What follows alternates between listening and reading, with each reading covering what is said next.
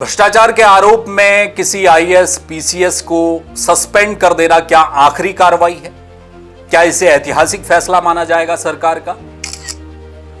क्या ऐसे अधिकारियों को जो भ्रष्टाचार में लिप्त है, जैसा कि अभी तक आरोप है, वो जब तक सलाखों के पीछे नहीं जाते और ये पूरा प्रकरण एक अंजाम तक नहीं पहुंच जाता, क्या तब तक इंतजार नहीं करना चाहिए? मैं ऐसा इसलिए कह रहा हूं कि उत्तराखंड में पहली दफा नहीं है, पहले भी आईएएस अधिकारी सस्पेंड हो चुके हैं और उसके बाद उनकी शानदार वापसी हुई है, शासन में शामिल हुए हैं दोबारा, और जिस सरकार ने उन्हें सस्पेंड किया उसी सरकार ने उन्हें बहाल भी करना पड़ा है। नमस्कार, जय भारत टीवी देख रहे हैं आप, मैं हूं हेम भट्ट।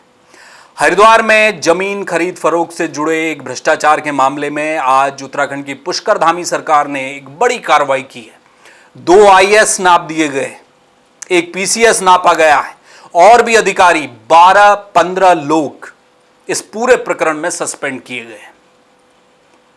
आरोप यह था कि आईएएस कर्मेंद्र सिंह जिलाधिकारी थे, नगर निगम में एक जमीन की खरीद फरोख्त से जुड़ा यह पूरा मामला है। जमीन थी 15 करोड़ की, अगर उसकी कीमत अगर देखी जाए मोटे तौर पर तो उसे खरीदा गया 54 करोड़ में। करीब 39 करोड़ का यह घोटाला निकलकर सामने आया। जमीन किसी काम की नहीं थी, बेकार थी, उसे खरीदने की कोई आवश्यकता थी नहीं, लेकिन नगर निगम हरिद्वार ने उसे खरीदा और बढ़ी हुई कीमतों में खरीदा।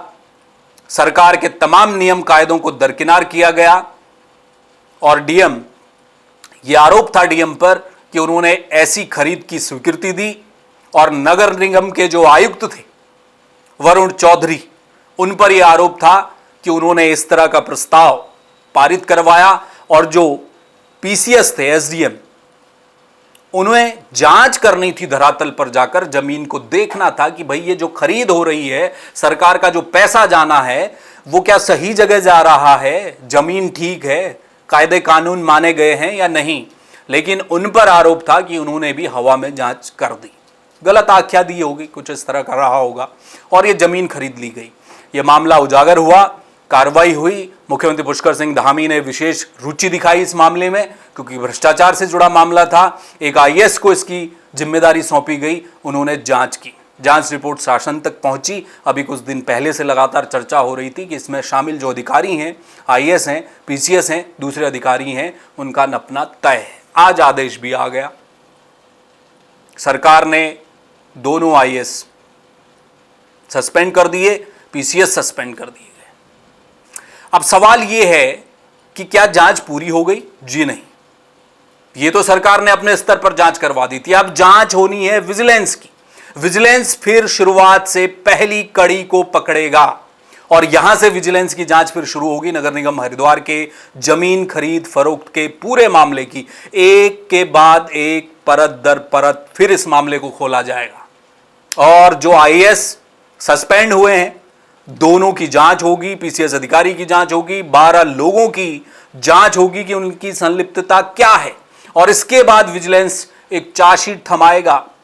ये जो सस्पेंड आईएएस हुए, पीसीएस जो भी सस्पेंड हुए, सबको चार्जशीट थमाई जाएगी विजिलेंस की ओर से कि साहब ये गड़बड़ घोटाला आपने किया है, अब जवाब दीजिए।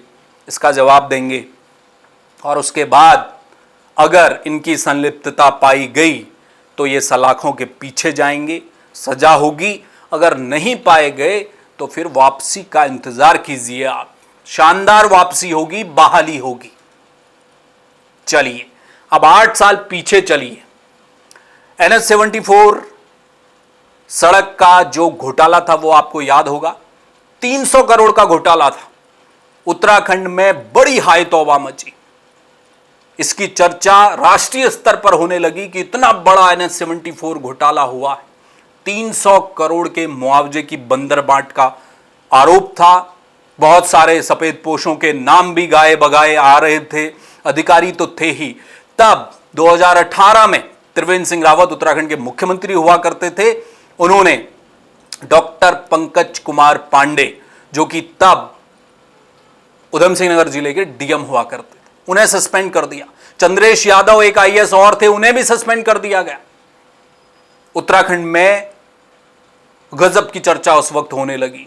जीरो टॉलरेंस और मुख्यमंत्री त्रिवेंद्र सिंह रावत की वो कार्रवाई देखते ही देखते सुर्खियां बन गई। दूसरे दिन अखबार भरे पड़े थे और सोशल मीडिया में भी जमकर तारीफ हो रही थी तत्कालीन सरकार त्रिवेंद्र सिंह रावत की, क्योंकि 2 आईएएस पहली बार सस्पेंड हुए और इतने बड़े घोटाले।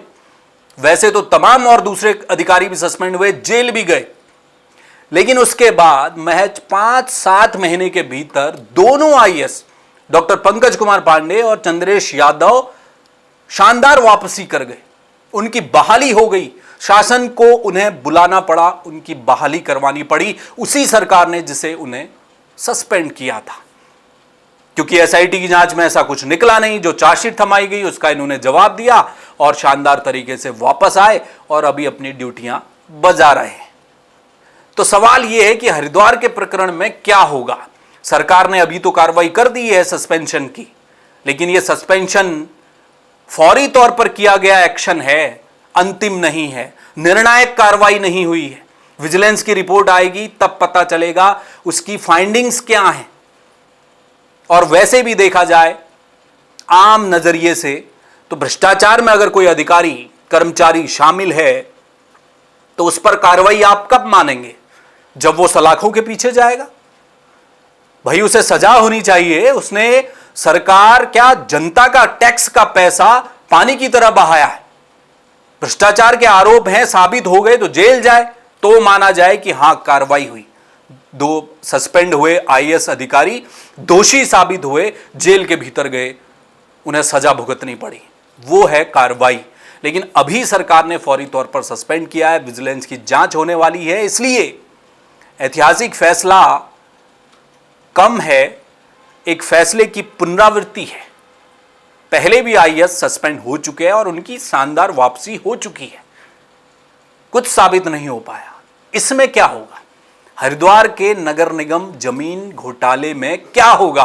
क्या 2 आईएएस जो सस्पेंड किए गए हैं, जो पीसीएस सस्पेंड हुए हैं, दूसरे कर्मचारी सस्पेंड हुए हैं, वो क्या सारे दोषी साबित होने वाले हैं? या उनमें से कुछ दोषी साबित हो जाएंगे, कुछ बच जाने वाले हैं? जो बच जाएंगे उनकी वापसी होने वाली है? क्या होने वाला? ये भविष्य के गर्भ में है। ये विजिलेंस की रिपोर्ट पर, विजिलेंस की आख्या जो आएगी, जो चार्जशीट बनाएगी विजिलेंस, उसमें जाकर पता चलेगा। तब हम कहेंगे कि अगर कोई अधिकारी कर्मचारी भ्रष्टाचार में लिप्त है तो उस पर निर्णायक कार्रवाई हुई है। तब तक तो कम से कम इंतजार करना चाहिए। इस खबर में मेरे साथ जुड़ने के लिए आपका बहुत शुक्रिया। देश और दुनिया की दूसरी बड़ी खबरों के लिए आप देखते रहिए जय भारत टीवी। मुझे दीजिए इजाजत, किसी और मुद्दे पर आपसे फिर करूंगा मुलाकात। तब तक के लिए नमस्कार। आप देख रहे हैं जय भारत टीवी।